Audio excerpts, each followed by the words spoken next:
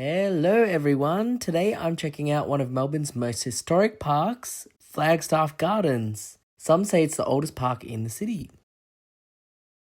If you're new here, hi, I'm Ken. I live in Melbourne and I'm building a video library about all the things I love: history, infrastructure, architecture and the environment. Thanks for joining. Just quickly before I talk about the gardens, I wanted to mention Flagstaff Station. Now, this is a station I very rarely get off at. In fact, I think this was maybe the second or third time I've ever been there in my several years living in Melbourne. And I know that it didn't used to always be open on weekends, but thankfully now it is permanently. It was just really nice to walk around. It was very clean, and I wonder if that's because it doesn't get much patronage. Very cool wood paneling on the ceilings and cool artworks, and very easy to get around. You don't have to go as deep as Parliament Station. So I was actually really surprised by the escalators, which is so funny. And very well connected to the gardens, which is where I visited. Flagstaff Gardens, established in 1862, covers 18 hectares on the northwestern edge of Melbourne's Hoddle Grid. While the title of Melbourne's oldest park is debated, there is no denying Flagstaff Gardens is an urban oasis with some of the most beautiful trees in the entire city. Now, the name Flagstaff actually comes from a signal station that was set up here in 1840. It apparently had a big flagpole which was used to communicate with ships out in the bay, which you could see from the gardens before high-rises popped up and blocked the view. But it's important to remember, long before any of that, this area was a significant place to the Wurundjeri, Woi-wurrung and Boon peoples as a place for hunting and collecting their food.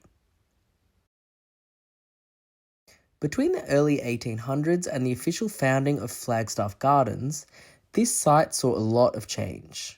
It was once a burial ground for early settlers, home to an observatory, and the base for that old signalling system I talked about before. The Victorian Heritage Council suggests the footings of the signal station and the observatory buildings are still buried under the gardens today, and that future archaeological digs here could reveal something amazing. But personally, I hope they leave it alone because the gardens are just too pretty. By 1873, the gardens were permanently preserved, and while the design has changed a bit over the years, including the removal of a picket fence, there used to be a picket fence that went around the gardens, a lot of what makes the gardens special has stayed the same. Like the beautiful trees, my favourites are elms, oaks and Moreton Bay figs, but to be honest, I like them all. It's hard to believe these trees have all survived many generations in a public park so close to the CBD. If you're into trees as much as I am, I'd recommend checking out the Victorian Heritage Council's notes on the trees in Flagstaff Gardens and seeing those trees in person. Many of them have historical or cultural relevance, and many of them are thought to be the largest specimens of their kind in Victoria. I've linked the council's comments below for you guys.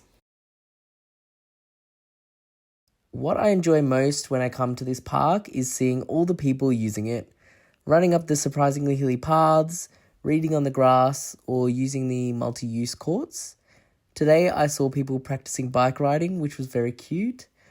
There are also lots of statues and monuments scattered around, each with its own story.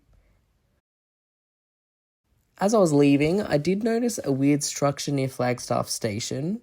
I looked into it and it turns out it's actually a ventilation structure that is being upgraded as part of the City Loop upgrades.